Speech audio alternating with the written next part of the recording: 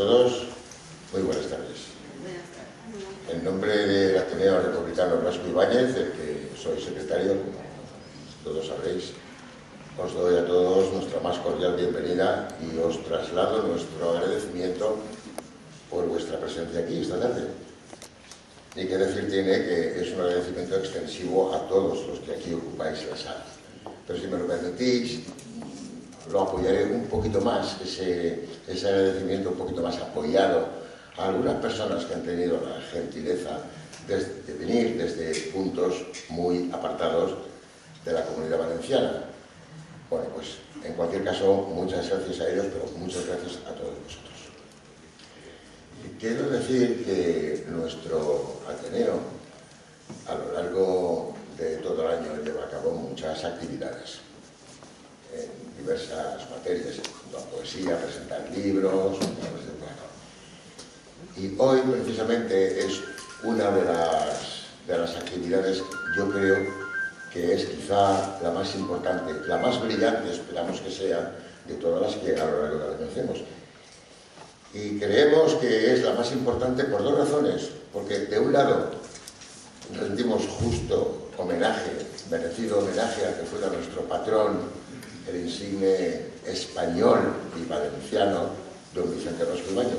Y por otra parte, además de estar aquí pero que muy bien acompañados por estas personalidades, pues también rendimos homenaje y galardonamos a nuestro querido amigo don Francisco Brines, que ya es la segunda vez que tiene la amabilidad de acompañarnos en esta mesa. A todos pues los que están aquí en esta mesa, incluida nuestra presidente, muchísimas gracias. Y bueno, pues mi labor aquí es presentar a estas personas a las que acompaño, con las que tengo el honor de compartir esta mesa. Y lo hago ya sin más dilación por razones de tiempo.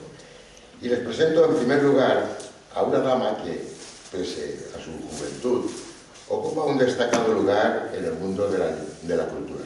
Una señora con un bagaje conformado por una profunda y vasta preparación y cuya valía queda avalada por una larga serie de titulaciones, cargos que sin duda entrañan una gran responsabilidad. Es nada menos que la directora general de Cultura y durante años pasados, si no estoy muy mal informado, hasta no hace mucho tiempo, fue directora del Patrimonio Cultural en la Consellería de Turismo, Cultura y Deportes en nuestro gobierno autonómico. Ella es la ilustrísima señora doña Marta Alonso Rodríguez, que hoy, como alguna que otra vez, nos hace el honor de presidir esta mesa y que por ello las personas de este Ateneo le estamos muy reconocidos. Bien, pues la profesora Alonso nació en nuestra ciudad hermana de Alicante. Es, por lo tanto, valenciana y española por los cuatro costados. Ella es licenciada en Información por la Universidad Complutense de Madrid y durante años ha estado desempeñando el cargo de asesora en el gabinete del presidente de la Generalitat en las áreas internacional, cultura, turismo, deporte y grandes proyectos. En su vida profesional cuenta con más de 15 años de experiencia en el Parlamento Europeo y la Comisión Europea en proyectos de gestión, comunicación y promoción cultural y en Bruselas y también en la Comisión Europea en Madrid. Ha cursado estudios también en Bellas Artes en la Escuela de Ixelles en la ciudad de Bruselas. Es licenciada en Ciencias de la Información por la Universidad Complutense de Madrid y diplomada en Comunidades Europeas por la Escuela Diplomática también de la capital de España. Tiene realizado un máster en Relaciones Internacionales por la Universidad Libre de Bruselas, amén de otros títulos de actividades que omitiré, con su permiso, por razones de tiempo. Es lógico, pues, pensar que con una formación de este calado sea una persona muy solicitada para desempeñar altos cargos de responsabilidad en nuestro gobierno o en cualquier otro que ella estuviera. El caso es que llevar a cabo las labores que conllevan su cargo ha de ser sin duda una pesada carga sobre sus espaldas. Pero vaya, cuando se tiene un espíritu de sacrificio y de servicio a la ciudadanía, y nos consta que doña Marta lo tiene, tales cargas se llevan con alegría y con muy buen talante. Lo cierto es que resulta muy esperanzador y también gratificante saber que en la dirección de nuestra cultura hay personas jóvenes, dinámicas y muy bien preparadas, como lo es doña Marta Alonso, que para mayor satisfacción de todos es paisana nuestra. Bien, pues esta es la semblanza muy escueta de doña Marta Alonso. Y les presento a continuación a don Francisco Brines Bañón. El profesor Brines es un valenciano de Oliva y es una de esas personalidades que hacen que uno se sienta orgulloso de ser valenciano. Porque tanto a lo largo y ancho de nuestro territorio nacional como en las ciudades más importantes del mundo, ha dejado bien patente que procede de un pueblo culto, de una tierra digna de ser respetada y admirada por sus valores históricos y culturales. Cierto es que los valencianos podemos y debemos sentirnos orgullosos de serlo, porque nuestra tierra da a luz hombres como el profesor Brines. Pero el caso es que el respeto y la admiración que en el plano internacional disfruta don Francisco Brines no le ha salido gratis. Para ganárselo ha tenido que dedicar buenos años de su vida para adquirir una envidiable preparación, cursando estudios de Derecho y de Filosofía y Letras en universidades tan prestigiosas como Deusto, Salamanca, Madrid y Valencia. Luego, en su quehacer profesional, ha tenido actividades como enseñar español en Oxford o revisar y adaptar textos de obras teatrales, como por ejemplo El alcalde de Zalamea. Como colofón y como mayor prueba de la categoría y nivel cultural e intelectual del profesor Brines, hemos de decir que fue nombrado miembro de la Real Academia Española, ocupando el sillón de la letra X. Pero nuestro profesor no se contentó con el desarrollo de su profesión, ya de por sí brillante, sino que sacó tiempo de donde pudo para escribir. De ese modo alcanzó un enorme prestigio como poeta, y lo cierto es que en ese arte posee una obra tan prolífica como profunda. Parece que su poesía tiene ciertas influencias de gigantescos poetas como son Luis Cernuda, Juan Ramón Jiménez y de Antonio Machado, y además tiene marcados tintes intimistas y evocadores de un pasado vivido en plenitud. Pero vaya, en cualquier caso, don Francisco Brines es un poeta con carácter y estilo propios, muy propio, a quien admiran y por quien se interesan escritores y poetas de las nuevas generaciones. Lo cierto es que enumerar aquí su extensa obra nos ocuparía mucho tiempo. Por eso, con su permiso, me limitaré a hacer alusión a unos muy pocos títulos suyos. Por ejemplo, Las brasas. También Palabras a la oscuridad, El otoño de las rosas o Para quemar la noche. De estos títulos y de otros escritos y de una larga lista de antologías, el profesor Brines ha sido galardonado en numerosas ocasiones. Una prueba más de su prestigio es el hecho que varios biógrafos han escrito sobre la vida y obra de don Francisco Brines.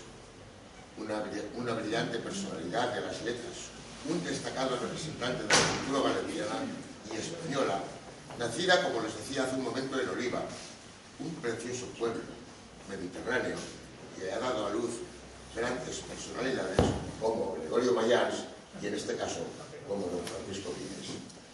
El Ateneo Blasco Ibáñez se ha vestido hoy de gala para honrar la memoria de nuestro patrón, pero también para, con todo merecimiento, galardonar a nuestro querido amigo y maestro, el profesor Brines.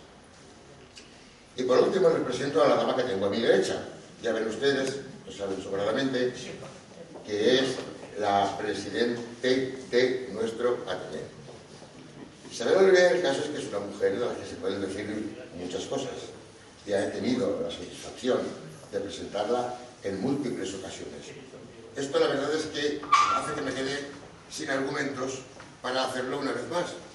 Pero vaya, como además de polifacética tiene una dedicación dentro de la cultura tan intensiva y extensa, pues uno siempre encuentra algún matiz diferente para poder decir de ella algo.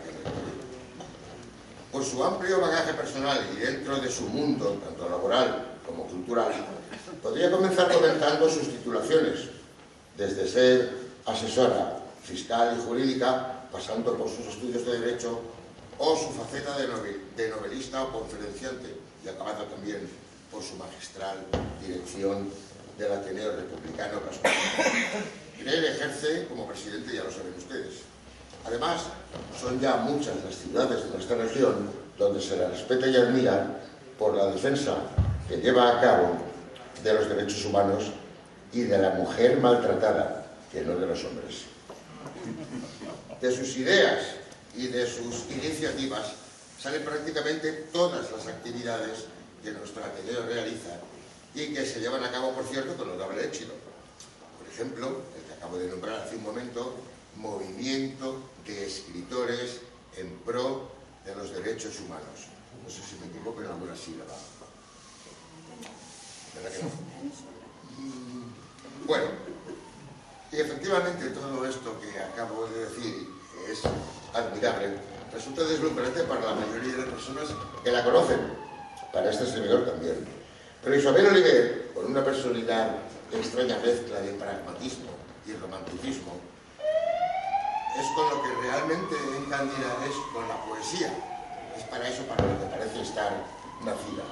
Ella, rigurosamente fiel a las normas de este arte, en sus trabajos conjuga a la perfección la métrica con la rima, y siempre con un mensaje que, además de asombrar a los lectores, induce a la reflexión. Es una poesía, la de Isabel, profunda, generosa en metáforas, pero a la vez deliciosa y sencilla. Todo ello deleita a los lectores, desde el más docto hasta el menos introducido en la materia. No es por casualidad que tres grandes personalidades de las letras hayan querido prologar sus obras. No tiene nada de extraño que un reconocido catedrático de la lengua alucine cuando recuerda la célebre frase de uno de los poemas de Isabel, referente a los horrores de la guerra, cuando dice: ¿quién leerá a los poetas cuando los hombres estén muertos? Pero vaya, volviendo a la labor que desempeña como presidente de nuestro Ateneo, quiero decir que, aunque ella siempre argumenta que el Ateneo somos todos, Isabel Oliver es la auténtica alma mater de nuestro Ateneo. Está dedicada en cuerpo y alma, continuamente de día y de noche, por lo que se ve, a trabajar para él. Una labor que tiene dos vertientes: la de engrandecer nuestra asociación y la de dar difusión a la cultura en la medida, claro está, de nuestras posibilidades. Y lo hace de un modo generoso y altruista, lo mismo que en su día lo hizo nuestro patrón, don Vicente Blasco Ibáñez. Porque Isabel sabe que la auténtica libertad se asienta sobre la cultura y sobre la información, como lo sabía Blasco Ibáñez. Y como él dedica su esfuerzo a poner al alcance de la ciudadanía la cultura. Pero Blasco, en su día, está comprometida con la sociedad como persona, como presidente de este Ateneo y también como escritor. Sin lugar a dudas, pensamos más de uno que don Vicente Blasco Ibáñez puede descansar tranquilo y orgulloso con una sucesora suya que tan dignamente ha recogido su antorcha. Pues bien, también esta es de un modo muy sintetizado la semblanza de doña Isabel Oliver, nuestra presidente, con cuyas palabras les dejo. Que a ustedes les doy las gracias por su amable atención y espero no haber sido demasiado pesado. Gracias.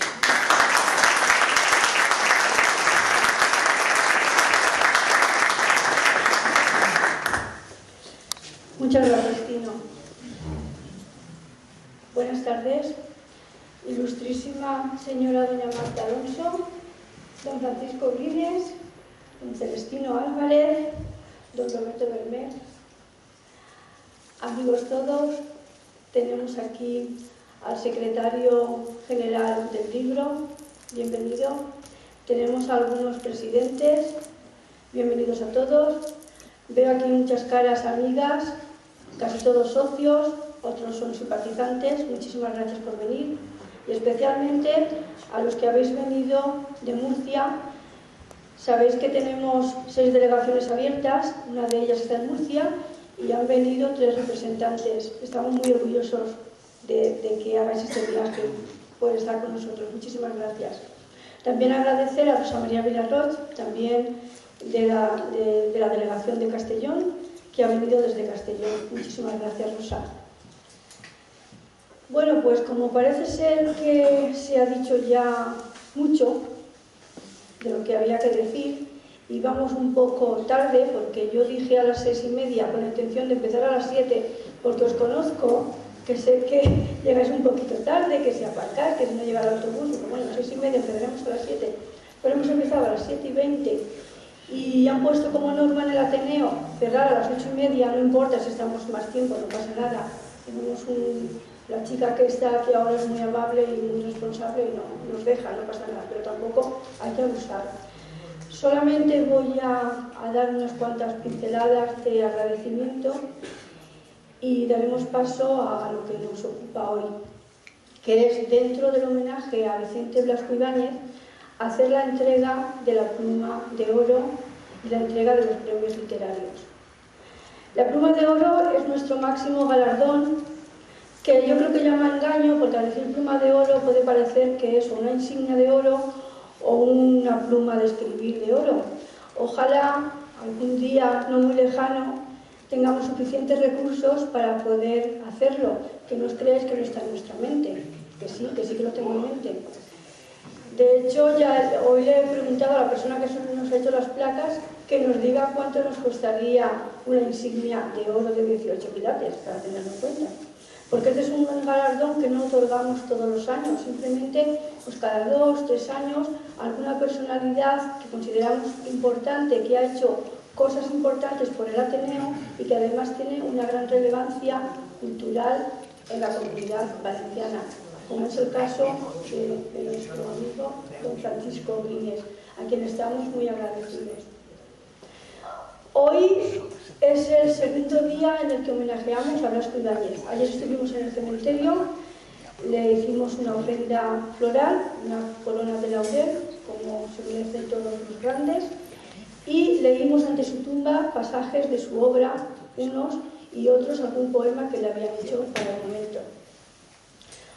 Hoy vamos a hacer la entrega de premios que muchos de ustedes dirán, pues no tiene mucho que ver con el homenaje a Blasco Ibáñez. Y yo creo que sí lo tiene, porque Blasco Ibáñez era una persona muy entregada a la cultura, muy luchador a través de sus escritos, por plasmar en el momento en el que vivió todos los problemas que habían sociales. Y creo que fue, sí estoy segura de que él fue el fundador de las escuelas a las que yo fui, las escuelas de pescadores. En esas escuelas empecé yo a estudiar, ahí empecé a ir al RGB, o sea que estaba muy ligado con la cultura también. Supongo que estaría muy orgulloso si hoy pudiera vernos, quien sea creyente, pues posiblemente pensará que sí puede vernos. Yo de alguna manera, pues sí, puede ser que si hoy nos está viendo, estará muy orgulloso de todos nosotros de ver que en una asociación modesta como la nuestra, pero con gran ambición de cultura y de solidaridad, hemos conseguido traer a 2 personas muy importantes en el mundo de la cultura, como son nada más y nada menos que la directora general de Cultura de la Comunidad Valenciana, que ahí es nada, y al académico de la lengua y gran poeta don Francisco Briñes. Yo creo que se debe de sentir muy orgulloso. Todo esto nos da ánimos para seguir adelante, para poder trabajar por la cultura, por los derechos humanos, por el tema social, en definitiva, por crecer todos juntos, por ser cada vez un poquito mejor y por hacer que la sociedad valenciana crezca en cultura, en solidaridad, en paz, con cariño y con amor. Sean todos muy bienvenidos y ahora vamos a proceder a la entrega de la Pluma de Oro a don Francisco Briñes. Se la voy a entregar yo y después Celestino nombrará a 5 compañeros que van a leer un poema de don Francisco Briñes para que todos veamos la gran personalidad que tiene, la grandeza de su pluma y el mérito que por reconocimiento le vamos a otorgar con la pluma de oro que le damos, que no es nada baladí, es porque de verdad se lo merece.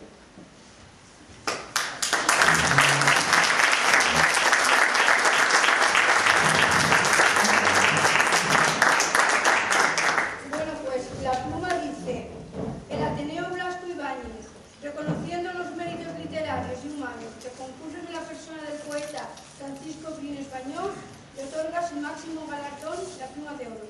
Valencia, 29 de enero de 2014. Firmado la presidenta y el secretario.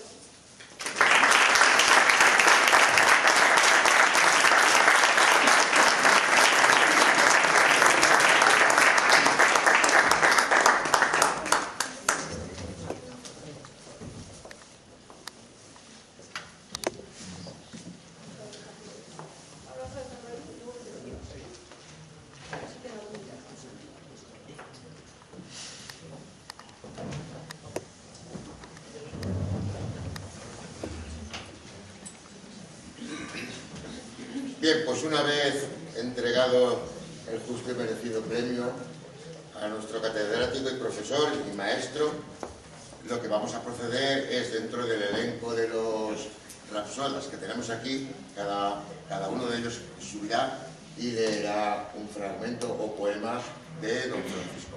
En primer lugar, le rogamos a doña Amparo Bonet, afiliada nuestra, que suba al estrado para leer el poema.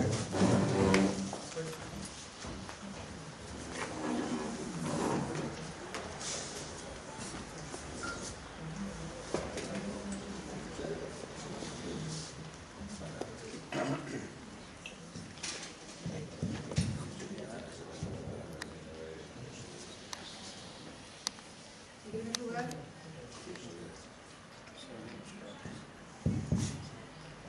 agradecer al Ateneo Blasco Ibáñez, a todas las autoridades, a los Francisco Briones, a quien yo tengo un gran afecto, por ser de Oliva y tener yo muchas amistades en Oliva.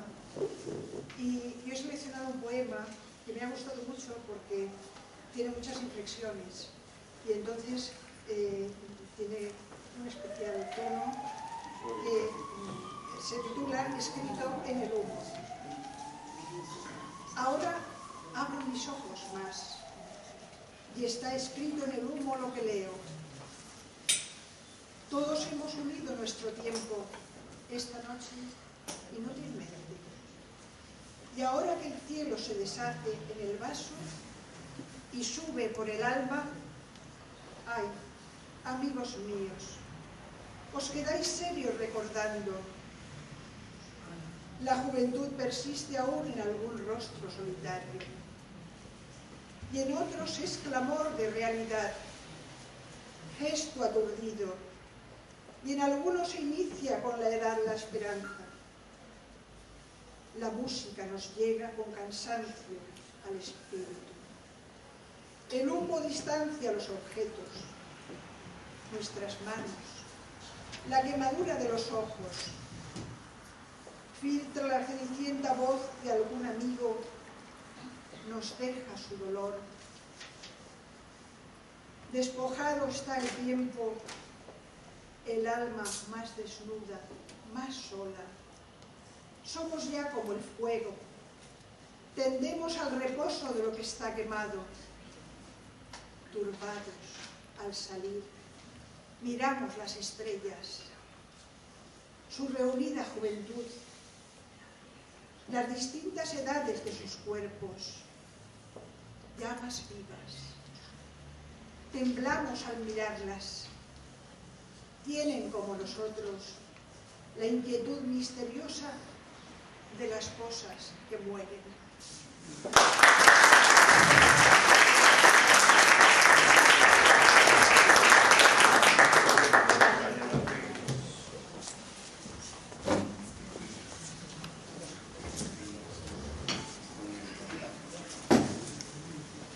Ahora en la voz de un caballero de la literatura, don José Carlos, a quien escucharemos.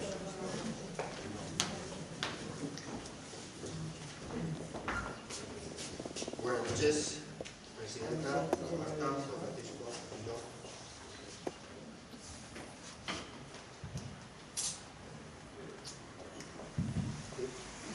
desgaste bastante si no nos olvida.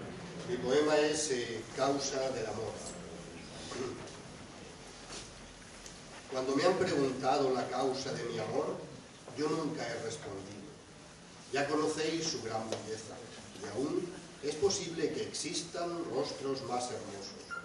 Y tampoco he descrito las cualidades ciertas de su espíritu, que siempre se mostraba en sus costumbres, o en la disposición para el silencio, o la sonrisa, según lo demandara mi secreto. Eran cosas del alma, y nadie dice de ellas, y aún debiera añadir que he conocido almas superiores. La verdad de mi amor ahora la sé. Vencía su presencia la imperfección del hombre, pues es atroz pensar que no se corresponden en nosotros los cuerpos con las almas, y así ciegan los cuerpos la gracia del espíritu, su claridad, la dolorida flor de la experiencia, la bondad misma. Importantes sucesos que nunca descubrimos, o descubrimos tarde. Mienten los cuerpos, otras veces un airoso calor, o vida, luz, honda frescura, y el daño nos descubre la seca falsedad. La verdad de mi amor, sabedla ahora. La materia y el soplo se unieron en su vida, como la luz que posa en el espejo. Era pequeña luz, espejo diminuto. Era azarosa creación perfecta. Un ser en orden crecía junto a mí, y mi desorden serenaba.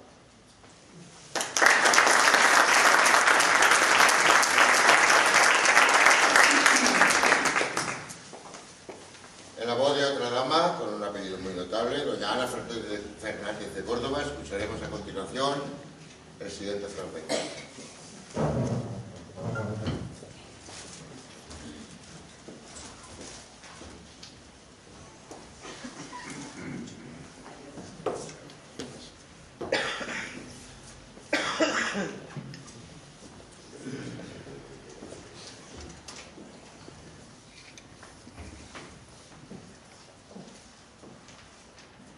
En primer lugar, la enhorabuena a don Francisco Brines por tan merecido premio como es esta pluma de oro. Y también a los premiados, porque es como una continuidad de todo el pasado con vista hacia el futuro. Enhorabuena a los premiados también. Voy a leer el poema de la Rosa de Otoño. Homenaje y reproche a la vida.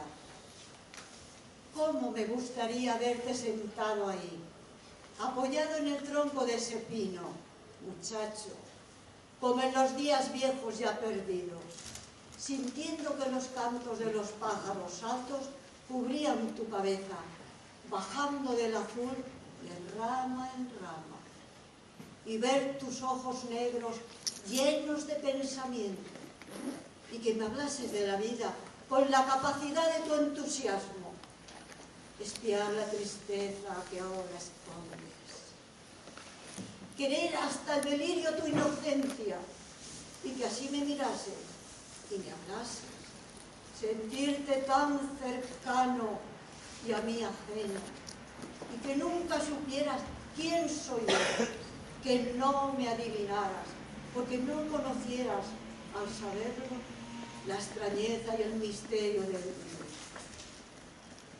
Tiene las manos llenas del oro de la luz de las mañanas, el nombre del lugar, el mismo es hoy y ayer, pero ni tú, ni yo, ni esta casa que amamos son los mismos.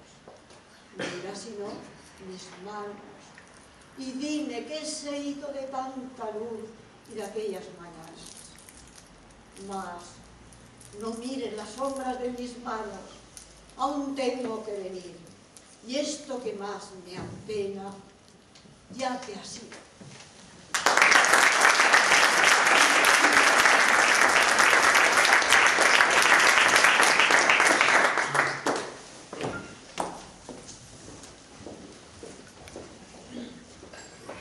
Será ahora en la voz de don Manuel Jiménez que escucharemos el siguiente poema. Por favor, don Manuel.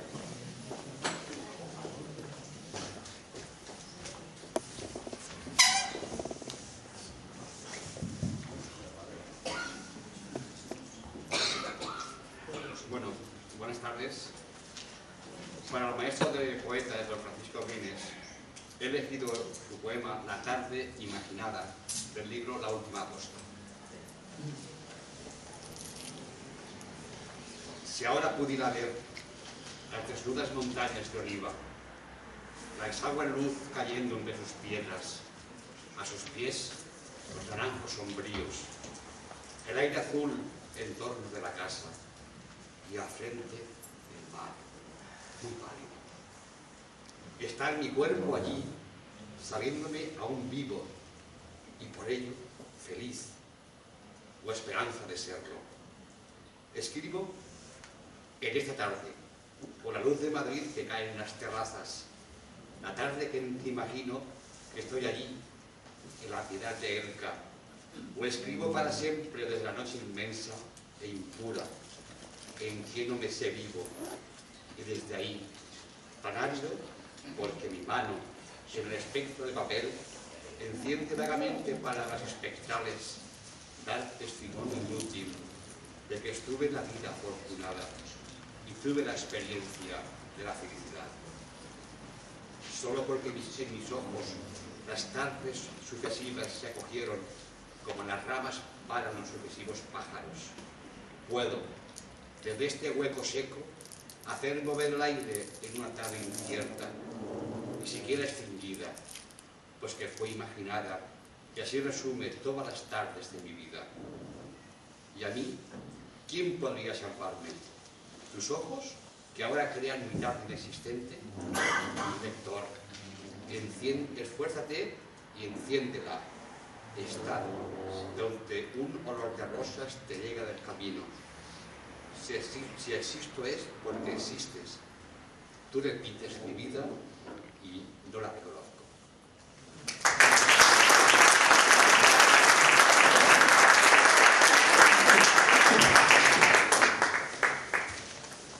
Gracias a todos los amigos, personas que han prestado su voz para interpretar un mínimo fragmento de don Francisco Brines. Pues una vez finalizada este recital, creemos que es el momento llegado de que don Francisco nos amenice unos momentos con su voz. Así que les dejo a ustedes con las palabras del maestro Brines. Buenas tardes.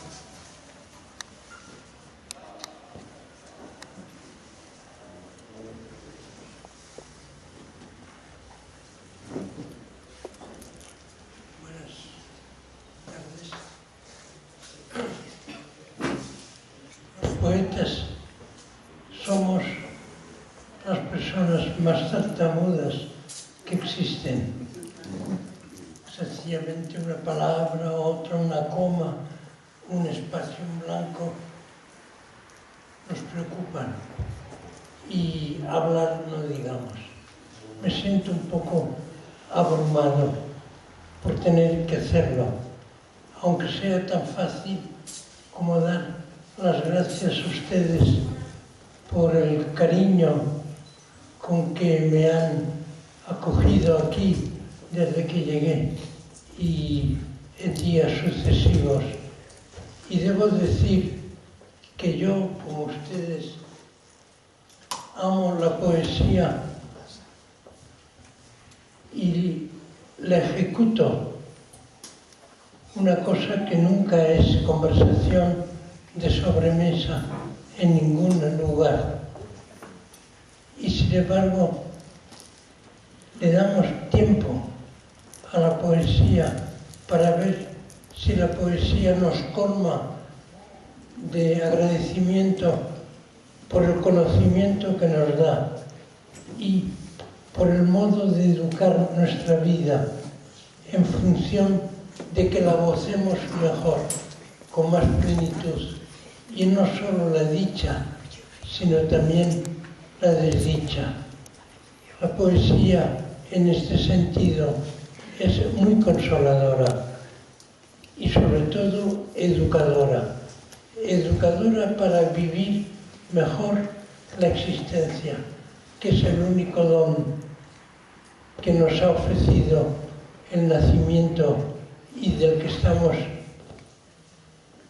tan agradecidos porque la dicha y la desdicha vienen barajada y por lo tanto también el hacedor, creo que es lo que me ocurre a mí, hace, y espero que sea con todos ustedes también, que recordemos los momentos dichosos y que por eso tengamos la satisfacción de continuar viviendo. Luego, otra de las cosas que agradezco a la poesía es que nos educa en la tolerancia. Es decir, nosotros leemos desde la persona que somos y cómo pensamos, y a veces preferimos un poema que es lo contrario de lo que somos a otro poema que habla desde nuestras posiciones, porque lo que nos emociona es el valor estético del poema. Y entonces ahí somos fieles a esa emoción. Y cuando nos emociona, por ejemplo, por poner un caso, hablamos desde la creencia, o mejor, hablamos desde una creencia determinada y leemos un poema agnóstico o ateo, nos podemos emocionar más que con un poema que hable desde nuestra propia creencia, siendo buenos los dos. Pero el que consideramos mejor, ese es el que nos emociona más. Y al contrario, es decir, desde una posición agnóstica, ya a lo mejor perdida la creencia, leemos un poema en el que hay una experiencia de creencia y nos emociona, siendo así que nosotros ya no estamos en esa creencia. Y por ejemplo, leemos a nuestro máximo poeta, San Juan de la Cruz, escribiendo poesía mística, y nosotros no creer en el misticismo, pero sí creemos en la poesía de aquella persona que hablaba desde la mística. Ese es el milagro maravilloso de la poesía. Podemos encarnar en lo opuesto de lo que somos y por lo tanto nos educa en la tolerancia, a ser el que somos y el que no somos, pero que podríamos ser. Yo creo que también hay otras consecuencias maravillosas de la poesía, como es que podamos soportar también la desdicha con una mayor entereza, es decir, en el día a día, y eso es impagable. Por lo tanto, yo me acuerdo de un verso de Rabindranath Tagore que decía algo así, la idea por lo menos, si no recuerdo bien el verso, era: qué triste es el bosque en el que solo cantan los pájaros que mejor cantan. Pues bien, yo también, yo soy un pájaro que me gustaría cantar de una manera excelsa, pero no soy de los que mejor cantan. Dejémoslo eso para San Juan de la Cruz, para Quevedo, para Petrarca, para Dante, bueno, los que todos estimamos y amamos. Pero qué triste sería el bosque sin aquellos que cantamos con voluntad y emoción y con el canto que podemos dar. Así es que yo, como ustedes, lo que amamos es el milagro de la poesía, en el que cuando lo escribimos tachamos palabras o dejamos palabras sin saber lo que queremos decir. Es decir, desde la intuición, que es creadora, y desde el razonamiento también. Dos inteligencias distintas, la del inventor y la del hombre que razona y que especula, el colonizador.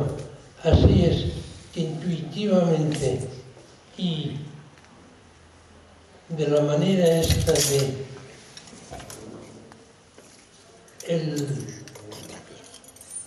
que coloniza, el colonizador, asistimos ante el milagro de la poesía, que se hace ella sola y que solamente necesita de una persona que la ame y que le abra y que le diga: habla de lo que yo no conozco de mí y que necesito conocer. Y habla también de cómo son los hombres que podríamos haber sido y que no somos, porque somos limitados. Así es que la poesía lo que nos hace es abarcar toda la posibilidad de la humanidad. Y en esto ustedes, como yo, creo que estamos muy agradecidos y dedicamos el tiempo muy dichosamente a una cosa que todos le damos un nombre sencillo: poesía, es decir, conversación con nosotros mismos. Y esto cada vez es menos hacedero en la vida actual, porque es muy rápida, va muy a prisa, y nosotros lo que hacemos es poner cámara lenta y nos desdoblamos y nos vemos como aquel que se mira en el espejo para saber qué rostro tiene, porque eso es lo único que, si no existieran el espejo o sencillamente un agua cristalina que nos reflejara, podríamos ver. Todo el mundo, menos el rostro nuestro. Gracias al espejo nos conocemos, gracias a la poesía conocemos lo que no nos es señalado objetivamente a nosotros mismos. Muchas gracias.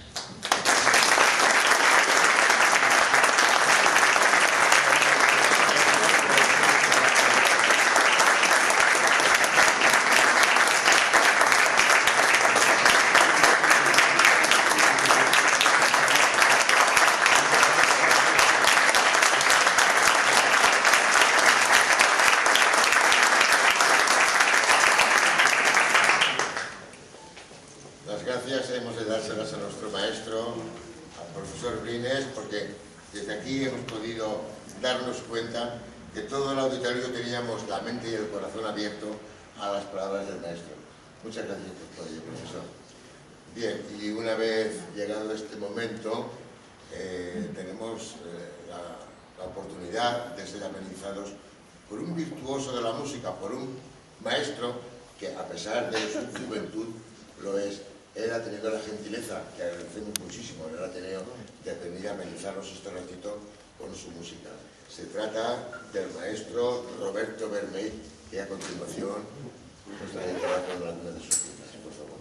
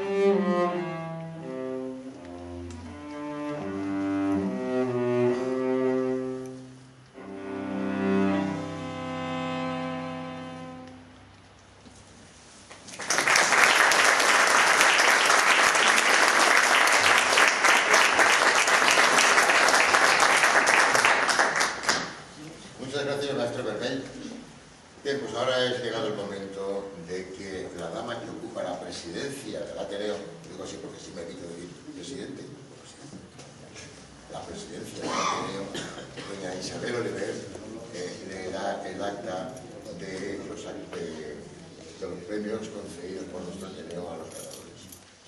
Tiene la palabra nuestra presidenta. Bueno, pues este año se han presentado 41 obras para el 5º certamen literario del Ateneo Blasco Ibáñez, 20 en poesía y 21 en prosa. Ya sabéis que este certamen es única y exclusivamente para los socios del Ateneo, que no excluye a nadie para participar, simplemente tienen que hacerse socios y entonces participar. Que no es que sea cerrado, es abierto. Quien quiera participar el año que viene, que se haga antes socio y participar. Pero es que yo entiendo que, claro, que si los socios pagan una cuota mensualmente, pues a ellos se les debe darle la facilidad de que se lleven pues la gloria de un premio. Lo entiendo así y creo que no va mal. Se han presentado 41 obras. Hay que decir que este año hemos instituido los segundos premios, porque hasta ahora siempre era primer premio de poesía y primer premio en narrativa.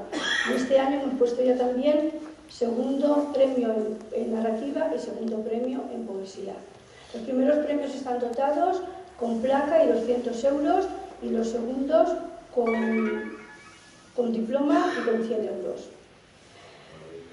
Una vez reunida los miembros del jurado, que este año han sido el poeta ganador del premio de poesía del año pasado, don Manuel Jiménez, y don Antonio Peña, su director de la Dirección General del Libro, Isabel Oliver, que no sé si la conocen. Pues una vez reunidos hemos sumado la puntuación de los 3 miembros del jurado y aplicada la norma de las bases por la que ningún ganador podría optar a más de un premio. Y las obras ganadoras han resultado ser las siguientes. Primer premio, Un día cualquiera, de José Antonio Olmedo López Amor, en prosa. Segundo premio en prosa, Sueño de marinero en tierra, de Fernando Robles Páez. En poesía, primer premio, Nombres propios de mi tierra, de Miguel Ángel Martínez Collado. Segundo premio, en poesía, Susurros para el hombre del pájaro celeste, de Encarna Beltrán López. Y vamos a proceder a hacer la entrega de los premios. Bien, pues según lo dicho y mandado por doña Isabel Oliver, en primer lugar se le entregará el segundo premio de poesía a la dama que subirá a continuación, doña Encarna Beltrán, por favor. Pero no. ¿Quién le va a dar el premio? Porque se lo tiene que dar. Entrega el premio el poeta ganador del certamen del año pasado, don Manuel Jiménez. Muy apropiadamente, ¿no? Doña Encarna, por favor.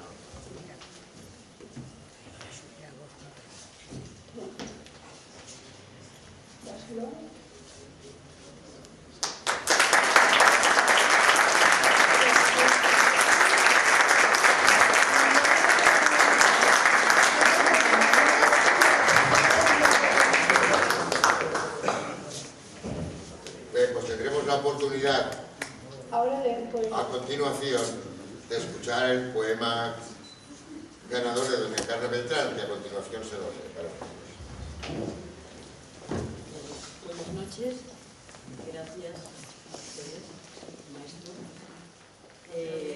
Sencillamente voy a leer no todos los poemas, porque son 7 sonetos, y me limitaré a leer este poemario dedicado a un hombre sencillo, anónimo, que amó a un pájaro de plumaje celeste y lloró su despedida. Os leeré en primer lugar el número 2, que habla del sentir de ese hombre sencillo. Le gustaban las noches, esas largas donde nadie aparece ni las siente, un adagio en el silencio doliente cuando los pasos descansan de cargas. No dormía sintiendo lo que embarga, ese misterio tan adolescente que envolvía su cuerpo arborescente cuando el alma, olvidándose, descarga. Y en ese son donde el latido crece, llegó herido a la flor del jazmín, es extraño que latiendo no cante, roto de roja luna en su jardín. roto de estrellas blancas que enmurecen y su corazón que vibra se encanta. El cuarto. Le enseñó a mirar las chispas plateadas, la vida celeste entre su arbolado, cuando hacía su cama de hilo hilado, cuando volaba al vuelo entre las hadas, con alas recorriendo encrucijadas, azul de lunas de sol arropado, estrellas blancas vieron sus bordados, uniendo noches en la madrugada. El pájaro celeste azul amigo, del hombre soledad sin nombre, gris, unido al desamor le hizo muy grande, le hizo dejar su miedo como abrigo y el llanto de sus aguas con la risa sobre el lugar es el canto y se expande. Después se fue a la sombra en soledades, se fue al azul en la cuerda que calla, donde el celeste se pierde y entalla, donde el huracán y el aire te invade, en esa calma que todo le evade, cuando el susurro se sueña y acalla, donde el amor resplandece y estalla, donde el juego de las noches se añade. Se fue a esa luz donde el eterno quiere, cuando él lo miró helado sobre el suelo, abrazó a ese dormido que entra y hiere, mientras sus ojos de hombre en un duelo, su corazón un son de miserere, por el pájaro azul, celeste cielo. Hoy te sueño mirando en el destino, enlazando en espejos tu mirada, mendigando una rosa blanca helada, para dar a tu sombra en el camino.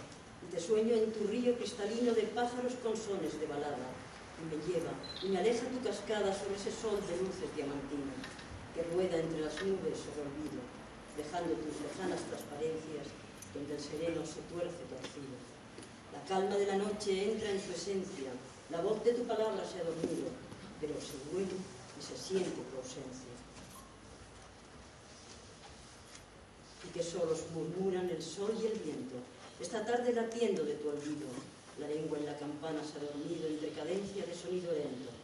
Más allá de las nieblas, los momentos, el caer de la lluvia adormecido, duerme en su danza con canto ceñido, y que solos murmuran sol y viento, recitando un susurro en el paisaje, dejando sobre el árbol sus estrellas, sobre el hielo y las ramas su ropaje, sus nombres solos pintando sus huellas del camino y el tiempo en su follaje, sobre este sueño que el alba destelló. Muchas gracias.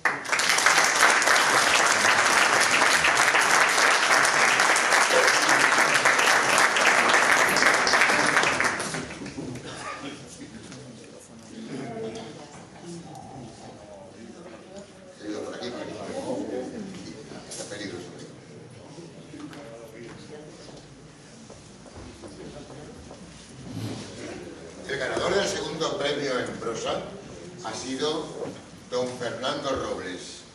Entrega el premio el subdirector general del libro, don Antonio Peña.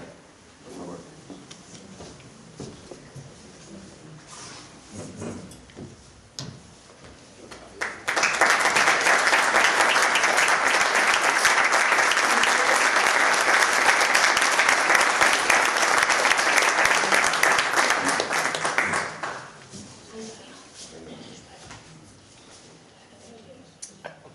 A continuación, don Fernando leerá su poema. Su prosa, perdón.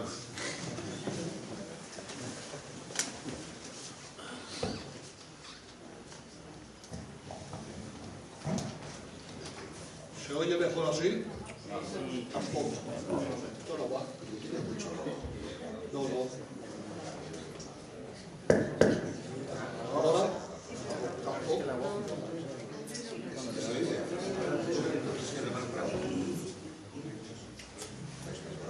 Buenas tardes a todos.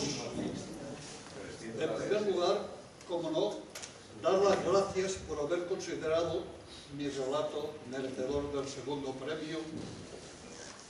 Y estoy doblemente agradecido porque los premios del Ateneo Blasco Ibáñez cada vez están siendo considerados por todos nosotros como algo muy nuestro, algo de lo que todos debemos y nos sentimos orgullosos. Se nos premia o no. El solo hecho de participar ya es suficiente motivación para que apreciemos el esfuerzo de todos los que conformamos la gran familia del Ateneo Blasco Ibáñez. Dar las gracias también a la Directora General de Cultura, que nos honra con su presencia dándole un brillo especial a este acto. Y las gracias a nuestro amigo y compañero, y digo nuestro porque así lo sentimos, me estoy refiriendo a don Francisco Brines, que pese a su prodigiosa personalidad literaria, es capaz de ser tan humilde y generoso y tan cercano como para aceptar nuestro modesto pero respetuoso homenaje hacia su persona. Bien, dicho esto, y como no quiero que me tachen de chaquetero, voy a proceder a la lectura de mi relato. Muchos de nosotros hemos conocido los pequeños astilleros que hace ya bastantes años existían entre las últimas casas del Cabanyal y la misma playa. Para ellos y en su recuerdo es el siguiente relato, su título: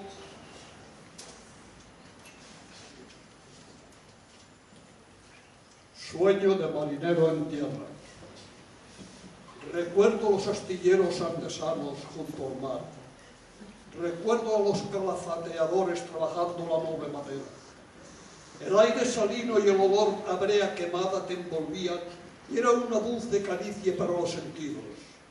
Y el sonido raspante de la sierra y el constante y rítmico golpeteo de los martillos, pura melodía llena de suspiros contenidos, llenos de vida, conformaban tablón a tablón, golpe a golpe, el alma de un navío.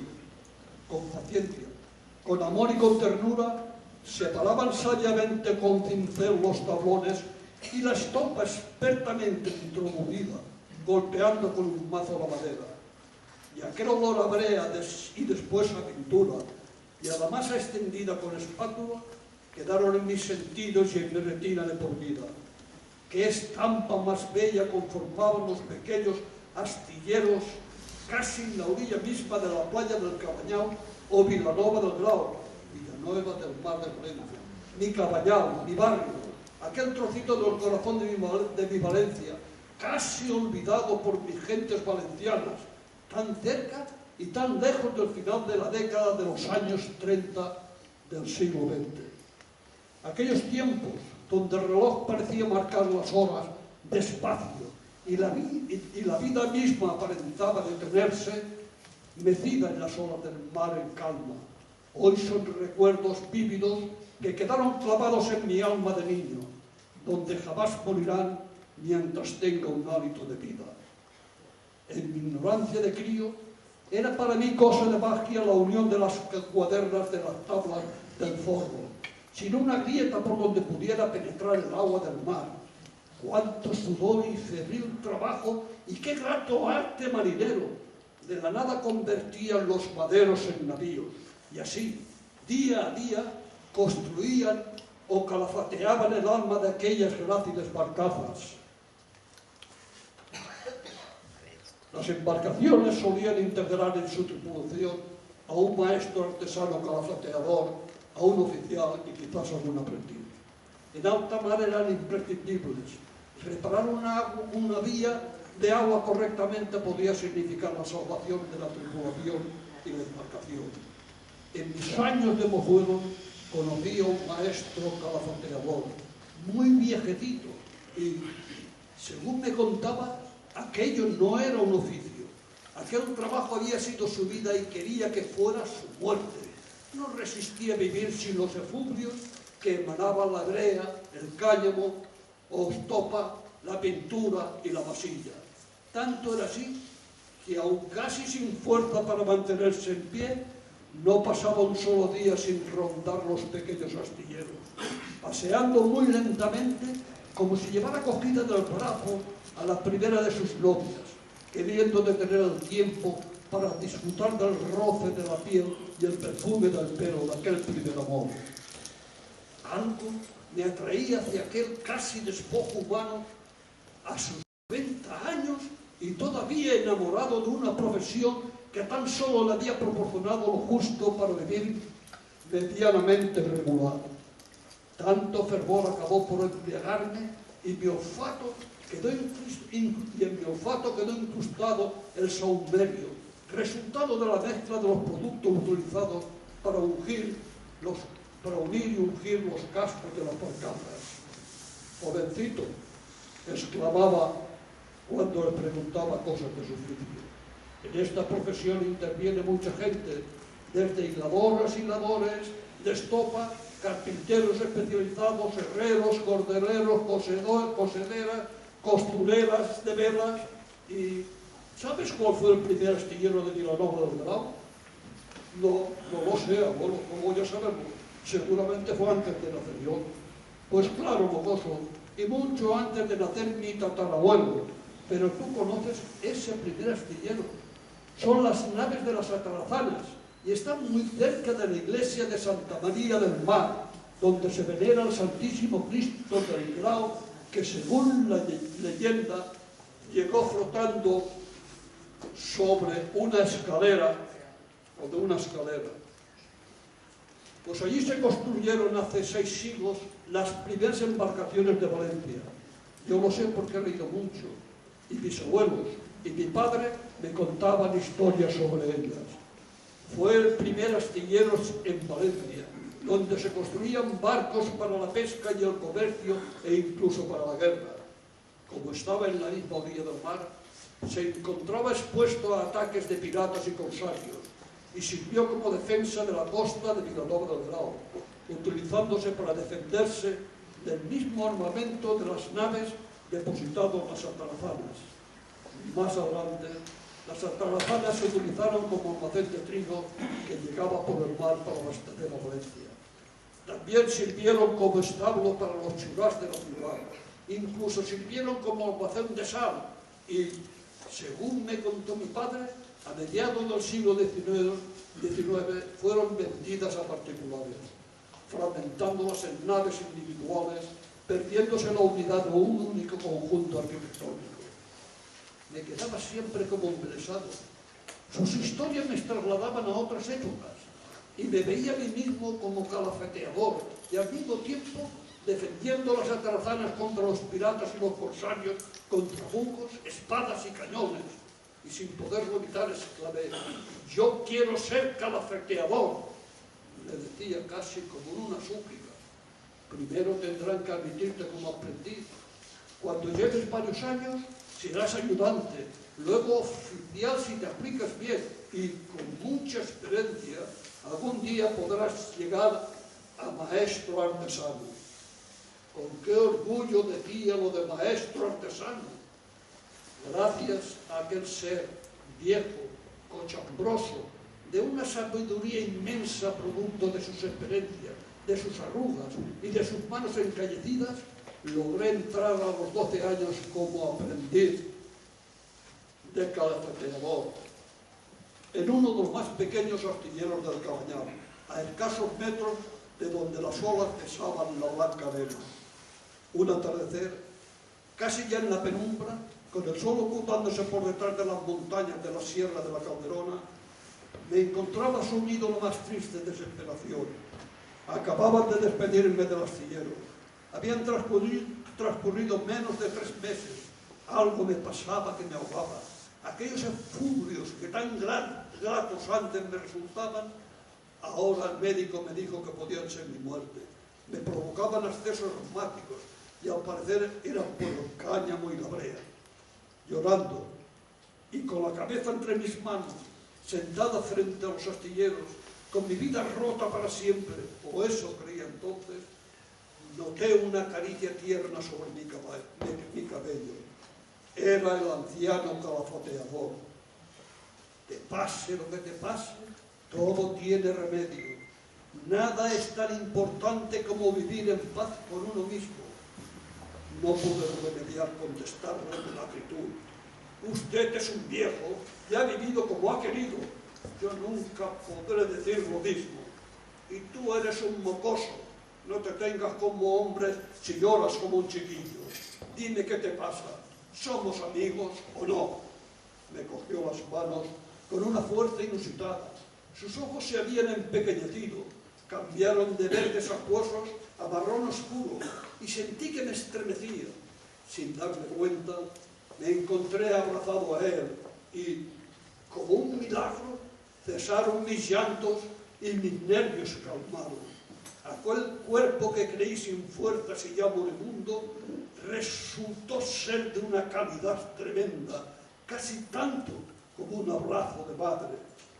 Viejo, ya nunca podré ser calafateador. Tengo alergia al cálamo y a la brea, me provocan excesos asmáticos, he sido despedido sin llegar casi ni a aprendiz. Me faltó el aliento para soltarlo todo aquello a mi viejo del alma. Quizás no pueda ser calafateador, pero puede ser un buen carpintero. He visto trabajar y como misma la madera. Tienes aptitudes. Ser carpintero te alejará del cáñamo y de la brea. A cambio, te convertirás en un buen artesano. Algún día recordarás todo esto como un sueño que pudo ser bonito, y espero que cuando veas alguna barcaza te acuerdes de mí con afecto. Dentro de nada, quizás en un suspiro, ya no estaré a tu lado. Siempre, siempre serás mi amigo, y me consta que yo lo soy tuyo, y nunca, nunca me olvidarás. Han pasado muchos años, muchos años. Hoy soy casi tan viejo como mi viejo amigo, el calafateador. Me encuentro frente a la playa. Ya no queda ningún astillero. En su lugar hay un hermoso paseo marítimo que va desde mi cabañal, pasando por la playa de la Malvarrosa hasta la playa de la Patagonia. En la laboriosa barriada del Grao está mi puerto.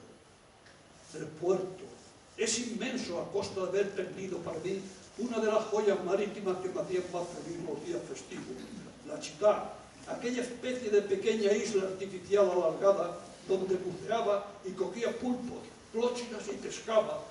Aún recuerdo las palomas, aquellas embarcaciones que hacían el trayecto desde el puerto junto al edificio del Reloj hasta el rompeolas de la Chitá. Todo ha quedado tallado en las arrugas de mi frente, o más bien en mi mente, como grabado en un disco duro de ordenador, como dirían hoy los jóvenes de principio del siglo XXI. Mi puerto, mi cabañal, mis playas de Valencia, pura luz mediterránea, la luz que pintó Joaquín Sorolla o la luz descrita por Blasco Ibáñez, y aquel autobús número 31, y aquel entrañable tranvía hasta la Malvarrosa, y, antes que esto, el Rabachón, un encantador tranvía a vapor que hacía el trayecto desde la plaza de Emilio Castelar, luego del Caudillo y actualmente del Ayuntamiento al Cabañal y al Malvarrosa. Y como destrozando el alma, el abandonado chalet de Blasco Ibáñez, desidia verdaderamente incomprensible de una joya arquitectónica. Aquellos tiempos quedaron ya muy lejanos, olvidados en el espacio o enterrados en el pasado. Hoy solo vive en los viejos corazones recuerdo de una época que pasó de largo y nos dejó su pozo, con la frente arrugada y la mirada perdida y las manos encallecidas. Siento en mis lágrimas llorar de pena por aquella barca que navega a lo lejos, navío de plástico o de resina sintética, sin madera y sin alma, o alma en pena. ¡Ay, marineros! Marineros de Valencia.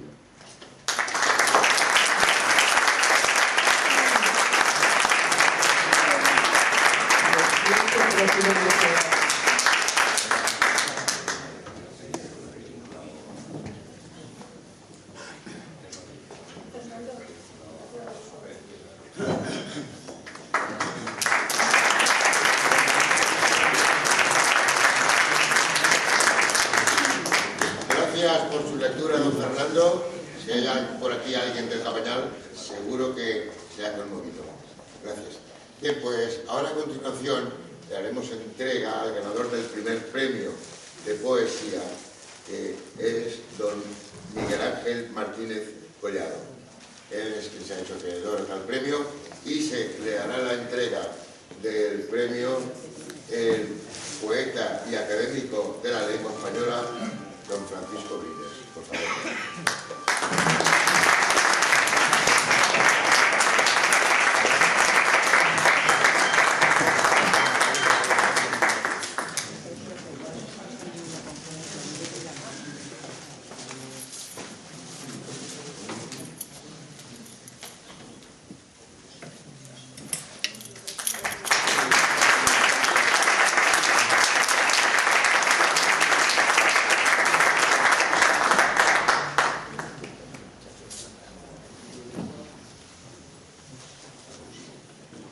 Sí, a continuación don Miguel Ángel nos leerá su poema.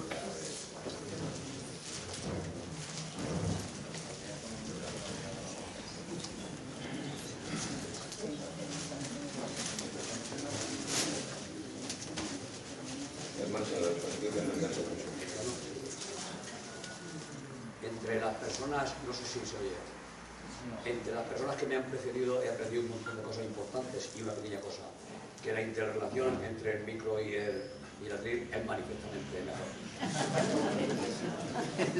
Dicho esto,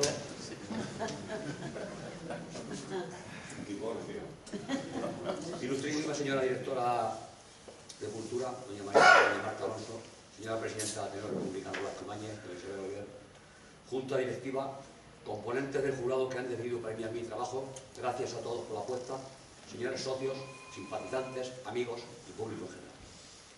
He tenido la suerte, en estos últimos 10 años, de subir en 18 ocasiones con esta presente a un estrado a recoger un premio, tanto en prosa como en verso. Pero esta vez es absolutamente diferente a todas las anteriores.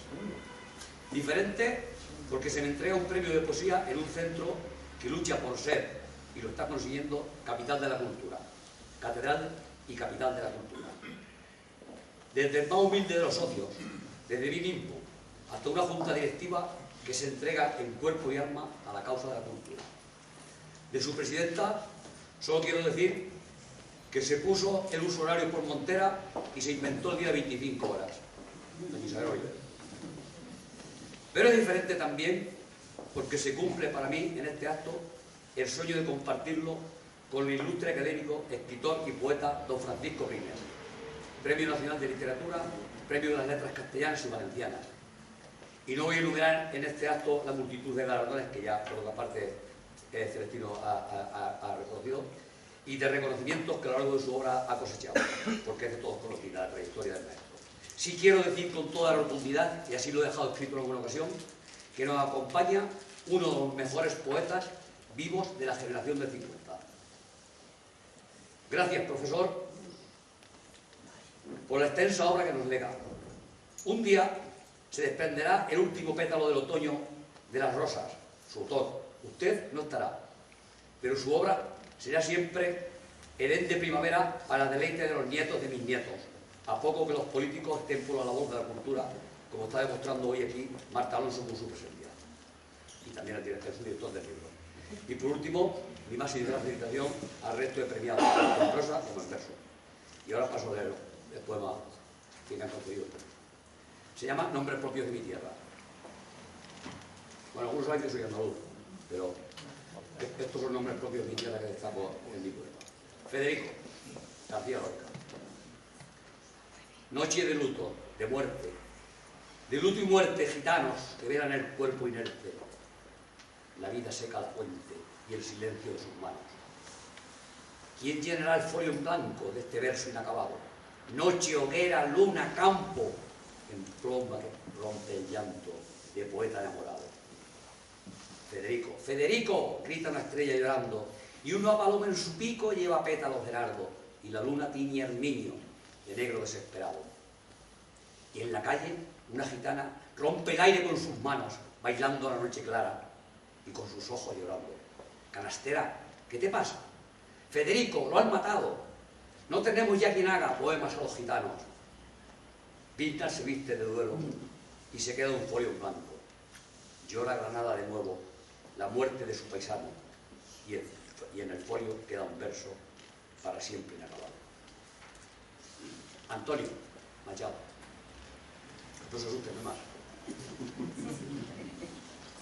Reñió de amor los campos fríos de Castilla, compuso loa al olmo viejo, ajado. Dio amor precoz pero rotundo a una chiquilla, como lloró de honor cada poema de Machado.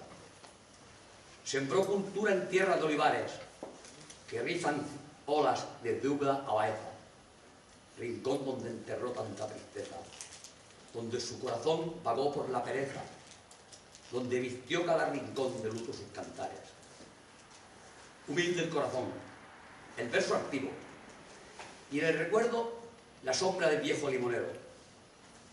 Su amor por el paisaje fue cautivo, y lo cantó desde el Guadalquivir al Duero.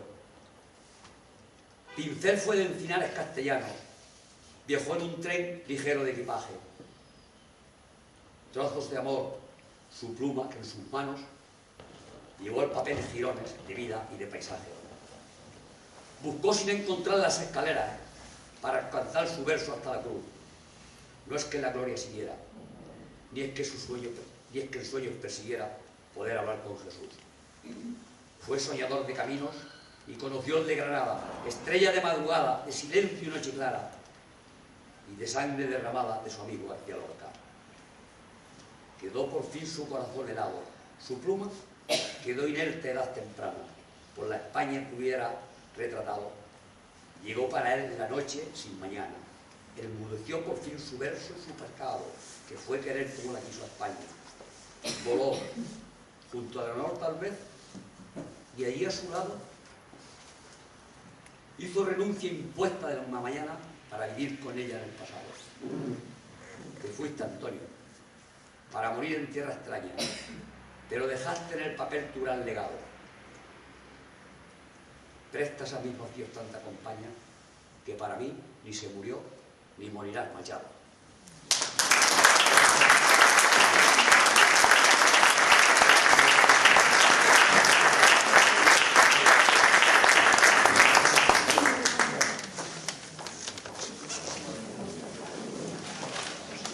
Por último, subirá ante ustedes don José Antonio Olmedo López Amor, que ha sido el ganador del primer premio de prosa. El premio lo entregará la ilustrísima señora doña Marta Alonso, que como ya sabemos es la directora general de Cultura. Por favor.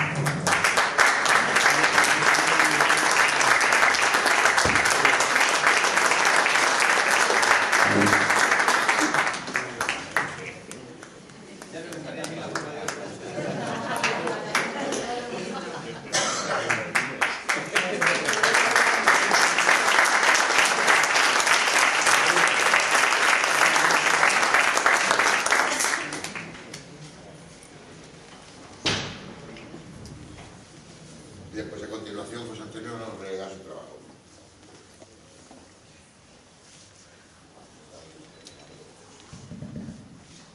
¿Se oye? Bueno, felicidades al maestro Francisco Brines, maestro y amigo. Cuando la gente dice de él que es tan humilde y generoso, no es un cumplido. Doy fe de que así es una gran persona, además de gran poeta. Quiero dar las gracias al jurado por haberme distinguido con este premio. Sé que el Ateneo cuenta con grandes plumas en su haber y para mí es un gran privilegio, pero puedo estar agradecido. Gracias a todos por su presencia. Voy a decir unas palabras antes de leer este pequeño relato de 6 páginas que creo que son necesarias. Este año se celebró el Congreso de Escritores por Derechos Humanos, organizado por la gran Isabel Olivera, a la que admiro. Y es lamentable decir que un movimiento tan necesario no cuente con el apoyo de la población, ¿no? Que hayan solo 15 personas y que después venga un cantante, no sé, internacional y seguir el estadio de fútbol. Es un síntoma de que fracasamos como sociedad. Entonces pienso que los artistas estamos obligados a abrir un poco los ojos en la medida de lo posible. En la ponencia de Derechos Humanos que participé, junto con mi amigo el poeta vallisoletano David Aceves San Pedro, proponíamos un modo muy peculiar de hacer una poesía social innovadora a partir de titulares aparecidos en las noticias, de noticias reales. Y una de esas noticias me hizo imaginar la historia que plasmo en este relato. Es una historia completamente real, hay muy poca literatura, es tan dura que quería que ocupara 8 páginas, pero la tuve que dejar en las 6 y prescindí casi totalmente de la metáfora y de la retórica, o sea, es tal cual. Empieza con una cita de Albert Camus que dice así: que un ser humano debe ser totalmente suprimido de la sociedad porque es absolutamente malo, equivale a decir que la sociedad es absolutamente buena, lo cual ninguna persona sensata podría creer en la actualidad. Y a continuación el relato. Eran las 9 de la mañana en Kismayo, una ciudad portuaria en la región de Yubada Jos, en Somalia. Una ciudad fundada por los Bayuni, una población mixta formada por bantúes y árabes. A esa hora, los pescadores del río Yuba, que desemboca en el Índico, se preparaban para recibir la primera remesa de pescado que después sería vendida en el mercado. Kismayo estaba gobernada por milicias de Al-Shabaab, grupos de señores de la guerra que intentaban instaurar un estado musulmán de corte wahabí tras haber combatido durante años en largas guerras civiles contra tropas de Amisom, fuerzas etíopes y milicias progubernamentales. Aisha Ibrahim Dubulow era una muchacha risueña, de cabello negro y complexión delgada. Llegó a Kismayo hace tan solo unos meses. Provenía de Agadir, un campo de refugiados ubicado al nordeste de Kenia. La joven vivía con su padre, un respetado carpintero en la región. Su madre falleció hace 2 años de pulmonía. Hace unos días que Aisha celebró su 13 cumpleaños y de camino a la escuela, y sin decírselo a nadie, quiso estrenar un perfume de contrabando que su padre le regaló. Salió como todos los días, con su mochila a la espalda. Caminaba unos pasos y después volvía hacia atrás para oler el rastro de aquel aroma tan exótico. Cerraba sus ojos y sonreía al comprobar que era muy agradable. Aisha no conocía el amor de pareja, aunque su cuerpo ya sufría los periódicos dolores de la menstruación. Nunca besó a nadie ni había sentido atracción física por ningún niño de su edad. Ella miraba el mundo a través del cristal de los sueños, unos sueños llenos de imposibles e inocencia. En su trayecto a la escuela pasó por delante de un cuartel militar. En la puerta, un miliciano distraído leía un periódico cuando el olor del perfume de la niña llamó su atención y observó cómo se alejaba. El joven guerrillero, que ya se había fijado en Aisha en otras ocasiones, advirtió a 2 milicianos más que estaban en el interior del cuartel y salieron detrás de la pequeña. Cuando tan solo faltaba una manzana para que Aisha llegara a la escuela, los milicianos le interrumpieron el paso. La muchacha, asustada, quiso huir, pero entre los 3 hombres la retuvieron y la forzaron a marcharse con ellos. Caminaron durante unos minutos. Los chicos iban armados y la condujeron hasta una fábrica abandonada. Allí quitaron con cuidado la tela que envolvía su cuerpo y su rostro y quedaron prendados tanto por su belleza como por el aroma que desprendía. La muchacha jadeaba, sus ojos lagrimeaban nerviosos. Los milicianos depositaron su envoltura con cuidado para después volvérsela a colocar intacta. Uno de ellos apagó un cigarro, el otro dejó sus armas en el suelo y los 3 se quitaron varias cartucheras de balas que llevaban por el cuerpo. La niña aterrorizada temblaba como un cachorro recién nacido. Uno de sus secuestradores se acercó y le arrancó la camisa de un manotazo. Ella gritó y le propinaron un revés en la cara. La estiraron del pelo mientras otros de ellos le quitaban los pantalones. La pequeña observaba las ventanas sin cristales de aquella fábrica, esperando que alguien viniese a rescatarla. Pero era tal el miedo que sentían los habitantes de Kismayo que nadie hacía nada por nadie. Los milicianos abusaron de ella. Primero uno, después el otro. Y así sucesivamente se fueron turnando, mientras la golpeaban y realizaban con ella toda clase de atrocidades. Cuando se hallaron saciados, la soltaron. Estaba semi-inconsciente. Uno de ellos sacó un machete de grandes dimensiones y lo colocó en su cuello. La niña, con los ojos medio cerrados, podía oler su apestoso aliento alcoholizado. Aquel bastardo la amenazó con matarla si contaba algo de lo que había ocurrido. La pequeña se desmayó, le arrojaron su ropa y su mochila y se marcharon de aquel lugar. Aisha no pudo acudir a clase aquel día. A las 2 horas de aquel suceso despertó entre los escombros. Todo su cuerpo era una herida. Tocó su vientre arañado con su mano. Una vida estaba gestándose en su interior. Se vistió e incorporó como pudo y regresó a su casa. Su padre, al volver de trabajo por la tarde, la encontró en su habitación, golpeada, ensangrentada y llorando desconsoladamente. Se sentó a su lado en la cama y la agarró por los brazos. Vio su semblante martirizado y le preguntó qué había sucedido. La pequeña guardaba silencio, pero tras la insistencia de su padre, por saber el motivo de su estado, Aisha, entre llantos y balbuceante, confesó la violación y agresión de los milicianos. Su padre, Compungido e impotente, la abrazó y lloraron juntos. Al día siguiente, mientras ambos desayunaban, su padre le reprochó que hubiera hecho uso del perfume sin su permiso. Aquel había sido un regalo para ser disfrutado en fiestas familiares. La pequeña no comprendía los reproches de su padre. En su interior ardía un gran deseo de venganza, de justicia. Pero el padre le aconsejaba que no dijese nada a nadie y lo dejase correr. Aisha transformó todo su dolor en rabia y reveló a su padre que tenía intención de denunciar los hechos ante las autoridades. Algo que su padre desaconsejaba por completo. Las leyes de países en guerra o divididos por etnias o creencias no garantizaban la justicia a sus habitantes, entre otras muchas cosas. Pero eso era algo que Aisha ignoraba. Hablaron durante largo tiempo, y antes de marcharse al trabajo, su padre la convenció para que se quedase unos días en casa, por lo menos hasta que sanasen las heridas de su cara y de sus ojos, ya que las demás podría ocultarlas con sus ropajes. La muchacha asintió, pero en cuanto su padre salió por la puerta, cogió sus cosas y se dirigió a la comisaría más cercana. Los milicianos, que temían que la niña desobedeciese sus amenazas y los denunciara, ya habían previsto esa posibilidad y colocaron a un muchacho de la calle a que espiara en la puerta de su casa. Cuando Aisha salió a la calle, el chico encargado de vigilarla salió corriendo a avisar a sus compinches. La joven anduvo una calle, otra, y cuando finalmente iba a llegar a su destino, volvió a cruzarse en su camino con los milicianos sonrientes. Esta vez la agarraron, la subieron a un jeep y la llevaron al cuartel. Allí fue introducida en una celda. Ella gritaba y gritaba mientras uno de los milicianos daba órdenes a varios chicos descalzos que solían jugar por las calles del barrio y observaba cómo les entregaba a cada uno de los niños unos chelines y se despedían presurosos. No comprendía bien qué estaba ocurriendo. Transcurridos unos minutos empezó a escuchar gritos y voces en la calle. Un murmullo, un gentío que poco a poco iba creciendo.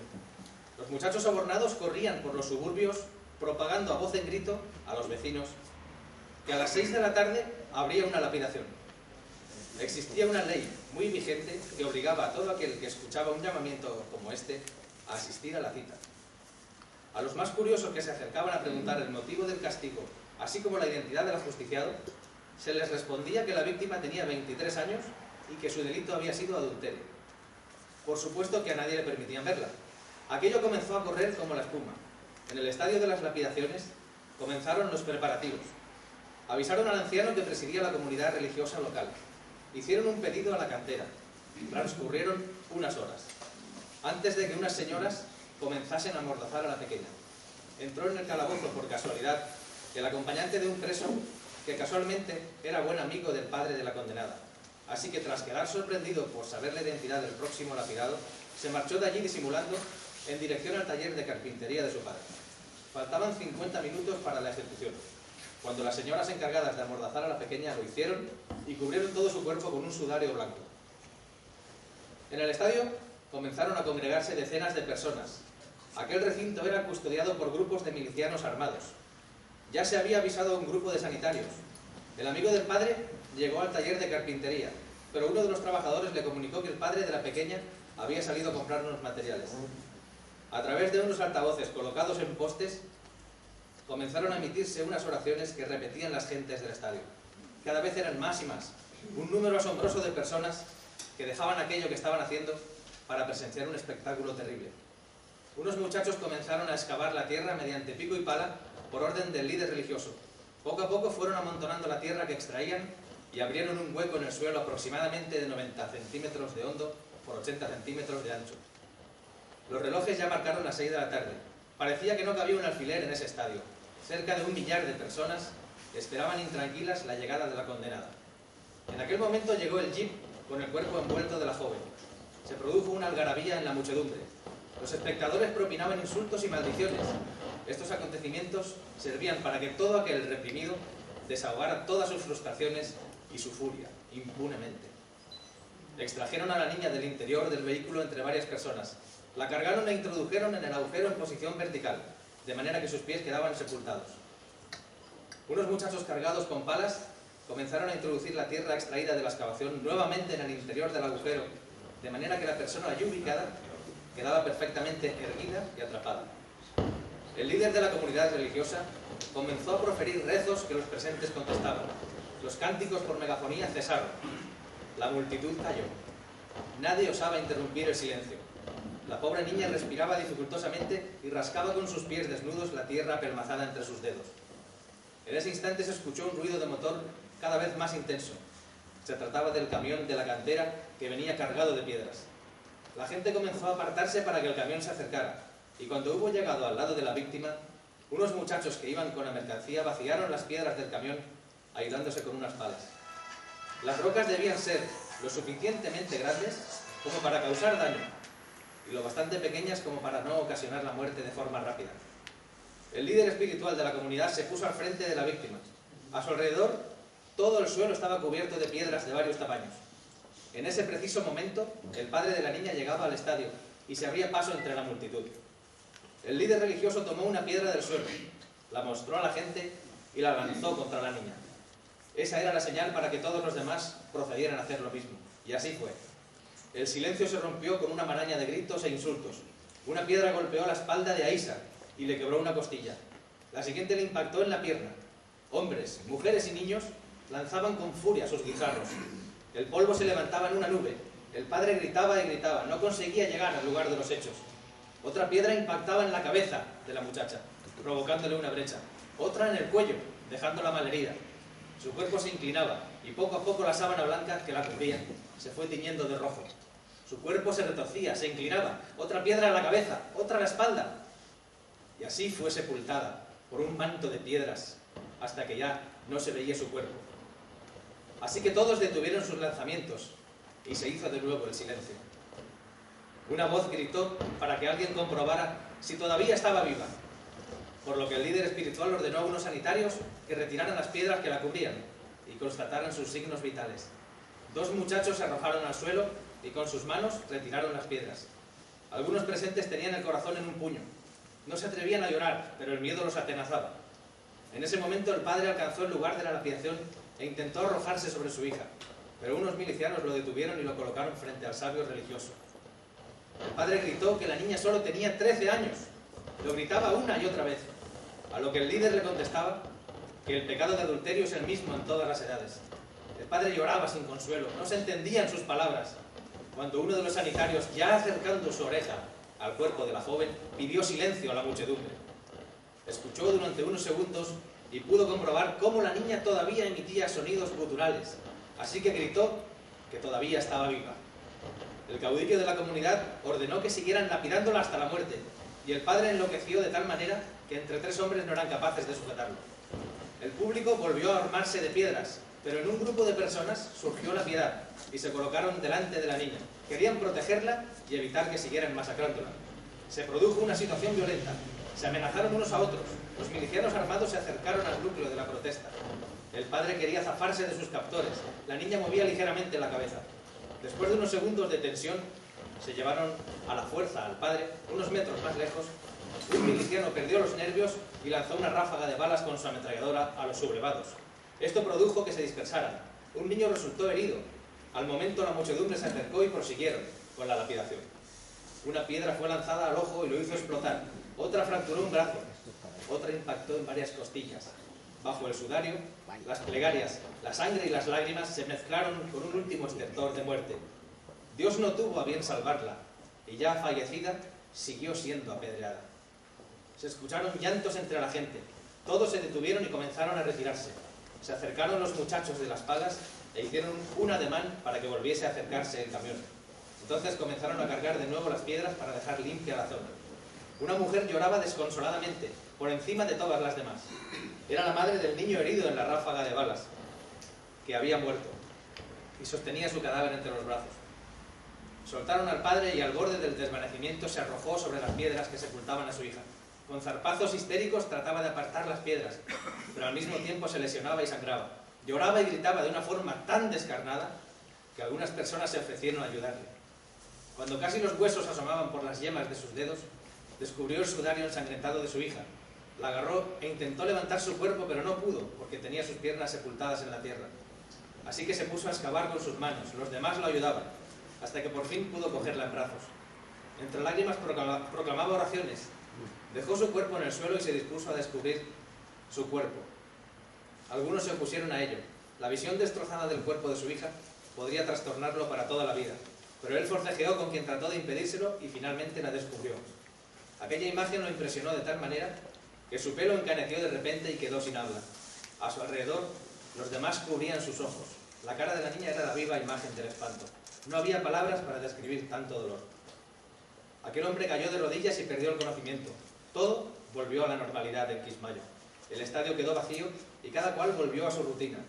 Esta era simplemente una historia más de tantas que aquí sucedían. Lamentablemente había personas acostumbradas a esto. Otras horrorizadas trataban de huir dentro de sus posibilidades por temor a que les ocurriera lo mismo. Lo cierto es que el padre, días después, quiso denunciar los hechos, contar al mundo la verdad de la historia de su hija, que nunca fue mancillada por un hombre y por lo tanto nunca fue infiel, que todo fue una mentira inventada por sus violadores para deshacerse de ella, porque tuvo el valor de contarlo. Pocos le hicieron caso. Incluso en una radio local proclamaban que la mujer de 23 años se había presentado en dependencias de las autoridades a confesar su adulterio y se entregaba voluntariamente a sufrir las consecuencias de su pecado. Todo un complot a nivel general para encubrir la vulneración de los derechos humanos, para encubrir la perversa utilización del poder y conseguir satisfacer a toda costa los vicios y placeres. Pocos creyeron la verdad, tanto que en los días siguientes y después de que el padre comunicase la noticia a los medios, ninguno se hizo eco de ello y seguían llenando sus portadas con titulares excéntricos y frívolos. Una vergüenza que, por desgracia, sigue repitiéndose a día de hoy. Muchas gracias.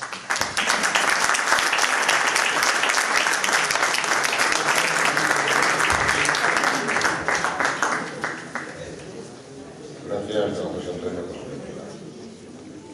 Venimos acercándonos a la recta final del acto. A continuación, escucharemos a doña Marta Alonso, que por derecho propio y por presidir la mesa le corresponde deciros unas palabras. Con ustedes, la directora de Cultura. Gracias.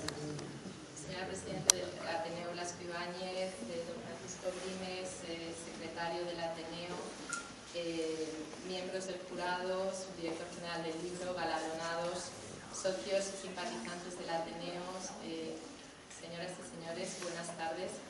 Antes que nada, quiero agradecer al Ateneo el habernos brindado la oportunidad un año más de participar, de haber tenido el inmenso honor de formar parte del jurado y de estar aquí esta tarde presidiendo y participando en esta entrega de premios. Quiero agradecer y felicitar al Ateneo por haber tenido también la maravillosa iniciativa de premiar con esta y de rendir homenaje esta tarde a don Francisco Brines, como se ha dicho esta tarde, maestro de poetas, uno de los grandes de las letras valencianas.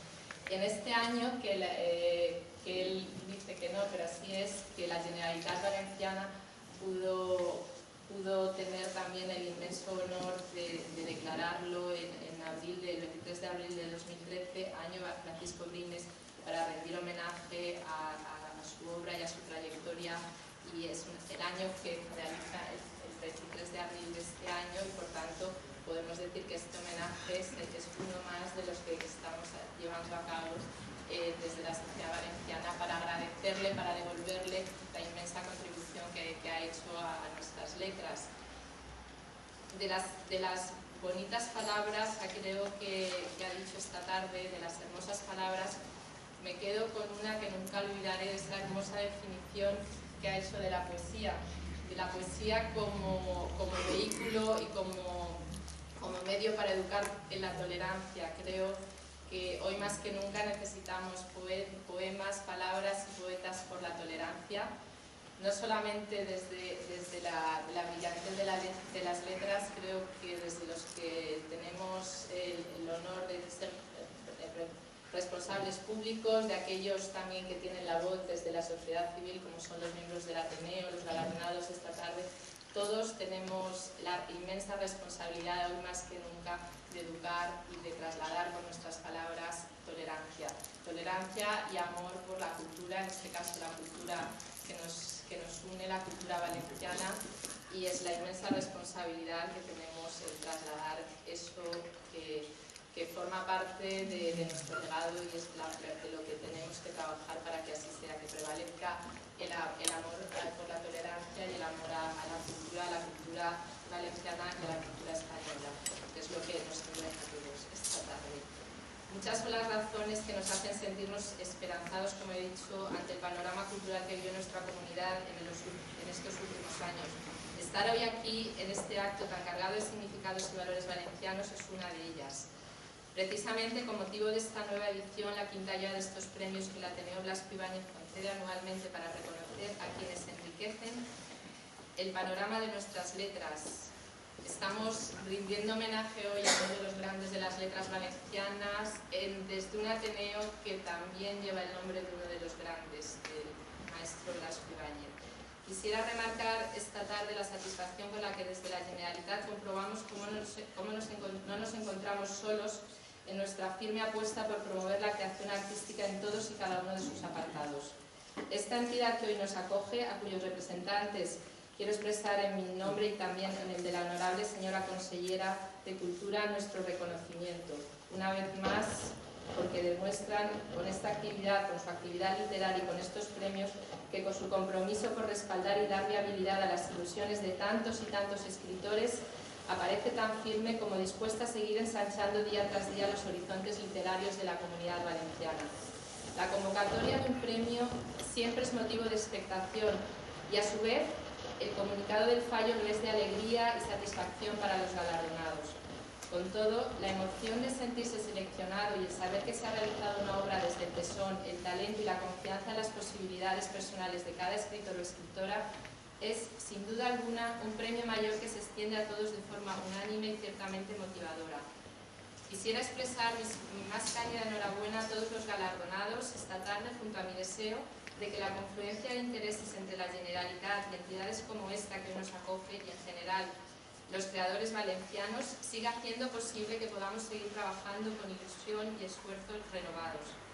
Por otra parte, no podía dejar la ocasión de expresar mi satisfacción por esta concesión de la Pluma de Oro y por la presencia, como he dicho al inicio de mis palabras, de quien desde la Generalitat tuvimos a su vez el honor de otorgarle el reconocimiento como escritor del año el pasado 2013, porque es, como he dicho al principio, es una forma que tenemos desde la Administración de la Generalitat, pero también desde la sociedad en general, de devolver a nuestros grandes de las letras el inmenso regalo que nos han dado de su obra.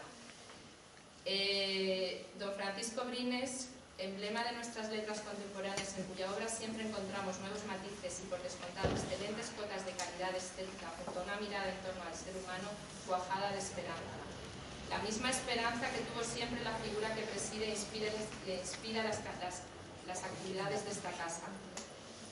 El universal maestro de las letras valencianas, don Vicente Blasco Ibáñez, cuyo aniversario conmemoramos hoy, pero también el aniversario de su fallecimiento, que ayer tuvimos también la inmensa satisfacción de poder, en nombre de la consellera de Cultura, hacer entrega a la alcaldesa de Valencia en la Casa Museo de Blasco Ibáñez, de la Señera, que ha sido restaurada y que cubrió el féretro del maestro en su último viaje.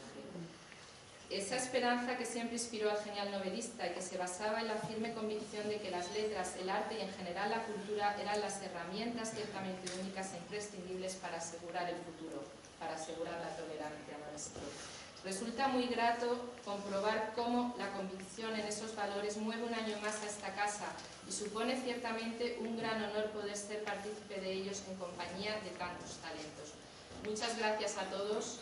Muchas gracias a don Francisco, muchas gracias a los galardonados, muchas gracias al Ateneo por su valiosa, impagable contribución a la cultura valenciana, la más grande porque es la nuestra. Muchas gracias a todos.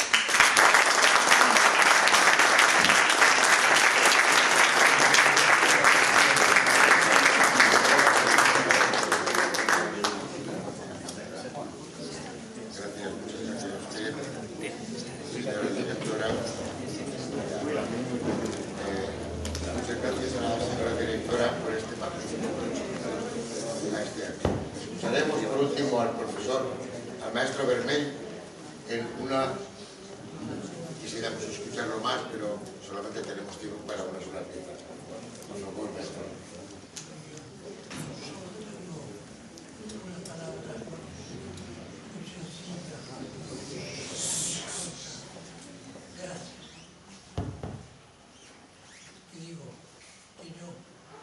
solamente me queda, después de toda la amistosa y cariñosa cortesía, decir gracias. ¿Y qué quieren que les diga más? Por la palabra gracias. Pues eso, que sé que ustedes me envían su afecto y que yo lo recojo como un regalo inigualable.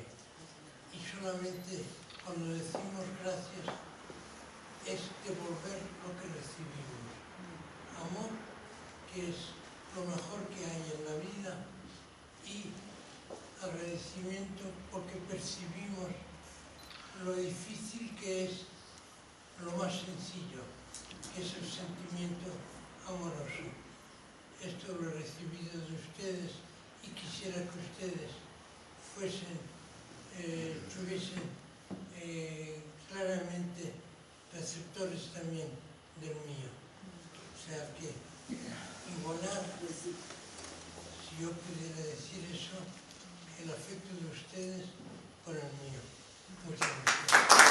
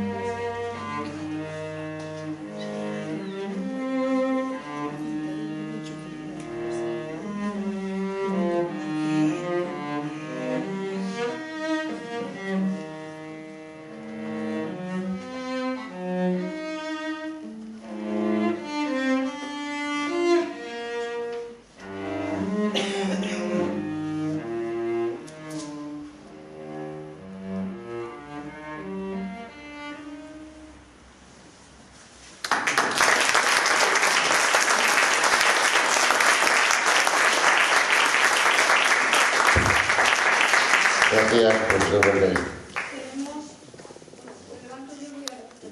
Tenemos un pequeño detalle para ti.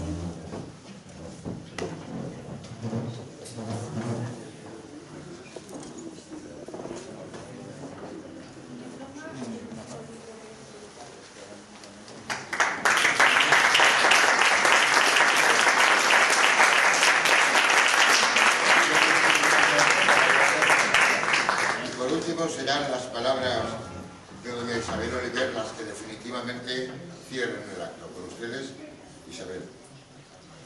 Simplemente decir que se nos ha hecho un poquito largo, pero ha valido la pena porque estamos todos en un momento muy importante. Yo creo que posiblemente este momento no lo vamos a volver a ver repetido, al menos aquí en el Ateneo. Muchísimas gracias a nuestro maestro y amigo don Francisco Brines, a nuestra amiga, porque es una amiga de esta casa, doña Marta Alonso, a don Antonio Peña, que ha sido uno personas que ha estado leyendo todos los trabajos y ha escogido muy bien escogido, porque los premiados, los trabajos que han salido premiados han sido una muestra, sobre todo este último que hemos leído del primer premio, es una muestra de lo que yo quiero que hagamos en el movimiento de escritores por los derechos humanos. Quiero que nos mojemos todos los escritores, que denunciemos del mismo modo que lo hacía Blas Ibáñez con sus escritos en su momento, que vayamos recogiendo lo que ocurre en la sociedad y lo que hemos plasmado. Eso es lo que yo pretendo, una de las cosas que pretendo que hagamos en el movimiento de escritores por los derechos humanos. Y el primer galardonado lo ha entendido muy bien. Enhorabuena a todos los demás galardonados, a todos los presidentes que habéis venido, muchísimas gracias, a los que habéis venido de fuera, a todos los amigos. Ahora vamos a hacer la rifa. Compañera, por favor, traed los numeritos, a ver a quién le toca a la freidora, que tenemos que rifar. Aparte de las personalidades que están invitadas, saldremos a los 12 euros así, 3 minutos. Yo creo que vamos a coger así. Sí, ahora nos haremos. Por favor,